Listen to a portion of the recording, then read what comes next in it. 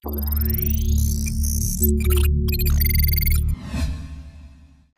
Everyone, welcome to के fitness club. मैं हूं कोकिला राजपूत, आपकी पर्सनल फिटनेस ट्रेनर। और आज हम बात करने वाले हैं एक बहुत ही इंटरेस्टिंग और बहुत ही इंपॉर्टेंट टॉपिक के बारे में। आज हम बात करेंगे पीरियड्स यानी कि माहवारी के बारे में। मैं चाहती हूं कि ये वीडियो ना सिर्फ महिलाएं बल्कि पुरुष भी ज़रूर देखें। वीडियो शुरू करने से पहले मैं आपके साथ एक इंटरेस्टिंग फैक्ट शेयर करना चाहती हूं। ये तो हम सभी जानते हैं कि दुनिया की कुल आबादी करीब 800 करोड़ है, तो हम ये बोल सकते हैं कि इसका आधा यानी कि 400 करोड़ हम महिलाएं होंगी।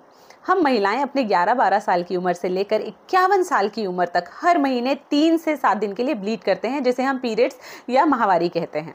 हमारी ज़िंदगी का इतना इम्पॉर्टेंट हिस्सा होते हुए भी ज़्यादातर महिलाओं को ये नहीं मालूम है कि पीरियड्स क्यों होते हैं। मेरे पास 12th में बायोलॉजी था, तो मैं अज्यूम करके चलती थी कि सभी महिलाओं को इसकी जानकारी होगी कि पीरियड्स क्यों होते हैं। लेकिन कुछ दिनों पहले मेरी एक सहेली ने मुझसे सवाल किया कि यार हर महीने ये पीरियड्स क्यों आ जाते हैं। तब मुझे रियलाइज़ हुआ कि मेरे पास तो बायो था, इसलिए मुझे पता है, लेकिन जिनके पास मैथ्स था, कॉमर्स था या आर्ट्स था, उनको कैसे मालूम होगा कि पीरियड्स क्यों होते हैं, इसके पीछे का साइंस क्या है, इसके पीछे का कारण क्या है। अगर आपको मेरी बात पर विश्वास नहीं है ना, तो आप अभी ये वीडियो पॉज कीजिए और सोचिए कि पीरियड्स क्यों होते हैं। अगर आपको नहीं मालूम है तो अपनी किसी कजिन या किसी फ्रेंड को फ़ोन लगाकर पूछिए। अगर आप पुरुष हैं तो आप अपनी पार्टनर से, अपनी वाइफ से पूछिए कि यार ये पीरियड्स क्यों होते हैं तुम्हें। आपको जानकर हैरानी होगी कि महिलाओं को इसकी जानकारी ही नहीं है। बहुत ही बेसिक सा नॉलेज है कि प्यूबर्टी से लेकर मेनोपॉज तक पीरियड्स होते हैं। जब आप कंसीव करते हो तो बच्चा पैदा होने तक पीरियड्स नहीं होते हैं, और अगर पीरियड्स में कोई दिक्कत आती है, आपको अनियमित माहवारी होती है, तो आपको बच्चा पैदा करने में दिक्कत आती है। बस इतना बेसिक सा नॉलेज है। बाकी इस सवाल का जवाब ज़्यादातर महिलाओं को नहीं मालूम है कि पीरियड्स होते क्यों हैं। कुछ दिनों पहले मैंने यूं ही अपनी एक सहेली से पूछ लिया कि तुझे मालूम है कि पीरियड्स क्यों होते हैं, तो उसने मुझे एक बड़ा ही दिल तोड़ने वाला जवाब दिया। उसने कहा कि पीरियड इसलिए होते हैं बिकॉज विमेन आर कर्स्ड। हम औरतें श्रापित होती हैं, इसलिए ये पीरियड्स होते हैं। मुझे सुनकर बहुत दुख हुआ। इसी तरह बहुत सारी लेडीज़ हैं जो पीरियड्स को लेडीज़ प्रॉब्लम कहकर बुलाती हैं। मेरी एक बात ध्यान रखिएगा कि जैसा आप बोलते हैं वैसा ही आप सोचते हैं, और जैसा आप सोचते हैं वैसा ही आप महसूस करते हैं। अगर आपने पीरियड्स को लेडीज़ प्रॉब्लम बोलना शुरू कर दिया है ना, तो आपको वो 3 से 7 दिन प्रॉब्लम होनी ही होनी है, क्योंकि आपका दिमाग उस चीज़ को एज अ प्रॉब्लम आपको प्रेजेंट करेगा। मैं चाहती हूँ ये वीडियो आप लोग ध्यान से देखें और इस चीज़ को समझें कि आपका शरीर कितनी कमाल की मशीन है। जब आप ये जानेंगे ना कि पीरियड्स क्यों होते हैं, तो आप अपने शरीर को और भी बेहतर अप्रिशिएट कर पाएंगे। वैसे भी हम सबको मालूम होना चाहिए कि हमारे शरीर में क्या चल रहा है। अगर हम अपने शरीर को बेहतर समझेंगे तो उससे जुड़ी हुई परेशानियों को भी हल करने में हमें आसानी होगी। मैंने शुरुआत में कहा था कि मैं चाहती हूँ कि सिर्फ महिलाएं ही नहीं, पुरुष भी इस वीडियो को देखें, क्योंकि मैं जानती हूँ कि भले ही ये साइकिल उनसे डायरेक्टली नहीं जुड़ा हुआ है, लेकिन उनके घर में भी महिलाएं हैं। आपके घर में मम्मी हैं, सिस्टर्स हैं, आपकी वाइफ है, बच्चे हैं, बच्चियाँ हैं। तो अगर आप समझेंगे कि पीरियड्स क्यों होते हैं, कैसे होते हैं, इसके पीछे का साइंस क्या है, तो आप उनकी समस्याओं को बेहतर समझ पाएंगे और पीरियड्स के दौरान होने वाली परेशानियों में उनकी बेहतर मदद कर पाएंगे। तो चलिए बिना वक्त गंवाए अब मैं आपको बताती हूँ कि पीरियड्स क्यों होते हैं।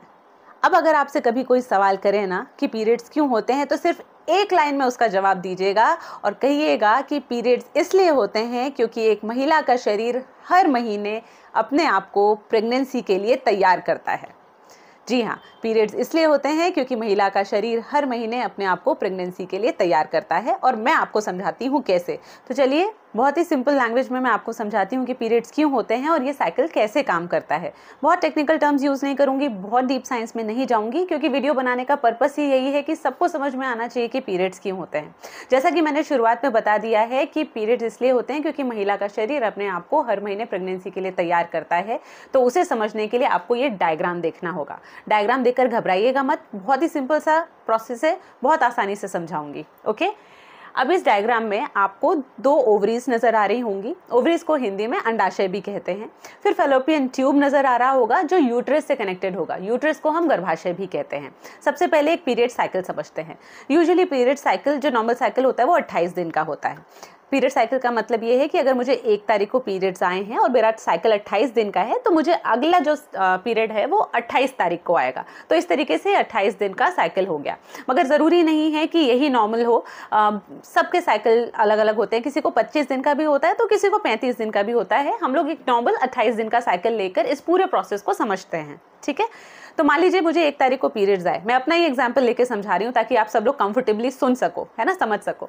1 तारीख को अगर मुझे पीरियड्स आए तो वो मेरे साइकिल का डे 1 है। 28 दिन की साइकिल का डे 1 कौन सा है? पीरियड्स का जो आपका पहला दिन होता है वो आपकी साइकिल का डे 1 होता है।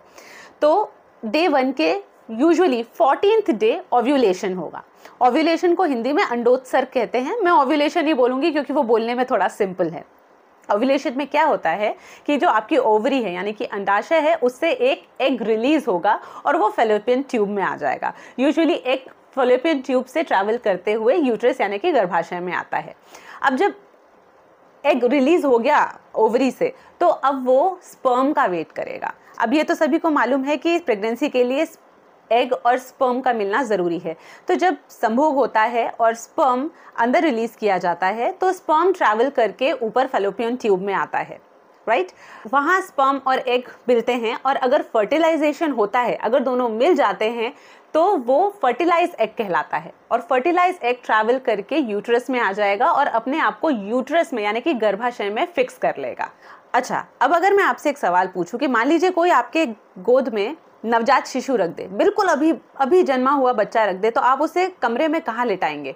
आप उसको सख्त जगह पर तो नहीं लेटाएंगे ना, आप उसको कमरे का सबसे जो सॉफ्ट जगह होगी, सबसे सॉफ्ट गद्दा होगा, सबसे आरामदायक जगह होगी, वहीं लेटाएंगे, राइट। तो आपका शरीर भी वही करता है, अपने आप को प्रेगनेंसी के लिए तैयार करने के लिए वो जो यूट्रस है ना, गर्भाशय, उसकी लाइनिंग को मोटा कर देता है। यूट्रस की लाइनिंग मतलब यूट्रस की जो वॉल है, इसकी लाइनिंग को हम एंडोमेट्रियम कहते हैं।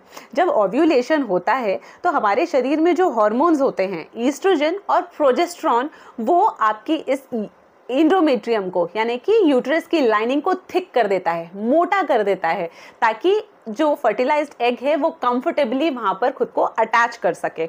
अब हमको ये तो मालूम है कि एक बार फर्टिलाइजेशन हो गया, भ्रूण बन गया और वो भ्रूण अपने आप को जब गर्भाशय में अटैच कर लेता है तो उसको सारा न्यूट्रिशन वहीं से मिलना है, उसका पोषण वहीं पर होना है, धीरे धीरे वो ग्रो भी वहीं पर करेगा। तो उसको बहुत ही कंफर्टेबल, बहुत ही आरामदायक एक एनवायरनमेंट देने के लिए वो लाइनिंग मोटी हो जाती है। जरूरी नहीं है कि फर्टिलाइजेशन हो, लेकिन क्योंकि एग रिलीज हो गया है और वो स्पर्म का वेट कर रहा है तो ईस्ट्रोजन और प्रोजेस्टेरॉन ये तैयारी शुरू कर देते हैं कि एग फर्टिलाइज होगा तो यूट्रस पे अटैच करेगा, मतलब गर्भाशय में खुद को अटैच करेगा, तो उसकी तैयारी बॉडी पहले ही कर लेती है। ईस्ट्रोजन और प्रोजेस्टेरॉन जो होते हैं वो गर्भाशय, मेरे हाथ को आप समझ लीजिए गर्भाशय है, तो गर्भाशय की जो वॉल है इसको हम लाइनिंग एंडोमेट्रियम बोलते हैं और ये एंडोमेट्रियम खुद को थिक कर लेता है।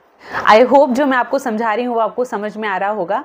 शायद मैं थोड़ा फास्ट बोल रही हूँ और आपको थोड़ा साइंटिफिक लग रहा होगा। मेरे पास बायो था, मेरे लिए समझना आसान है, आपके लिए थोड़ी मुश्किल हो शायद। थोड़ा धीरे धीरे एक बार रिवाइज कर देती हूँ। ओव्यूलेशन हुआ, ओव्यूलेशन में ओवरी से एग रिलीज हुआ, वो फैलोपियन ट्यूब में गया, वो ट्रैवल कर रहा है यूट्रस की तरफ, वो वेट कर रहा है स्पर्म का। लेकिन जैसे ही ओव्यूलेशन हुआ और एग रिलीज हुआ, आपकी बॉडी के जो हार्मोन्स हैं, ईस्ट्रोजन और प्रोजेस्टेरॉन, उन्होंने तैयारी शुरू कर दी और उन्होंने जो आपका गर्भाशय है उसकी जो लाइनिंग है, जिसको हम एंडोमेट्रियम बोलते हैं, उसको थिक कर दिया ताकि अगर एग फर्टिलाइज हो तो वहाँ आकर अपने आप को अटैच करे, वहाँ उसको न्यूट्रिशन मिले, उसका पोषण हो और वो डेवलप कर सके। ठीक है। अच्छा, अब ये ज़रूरी तो नहीं है कि हर महीने फर्टिलाइजेशन हो जाए, राइट।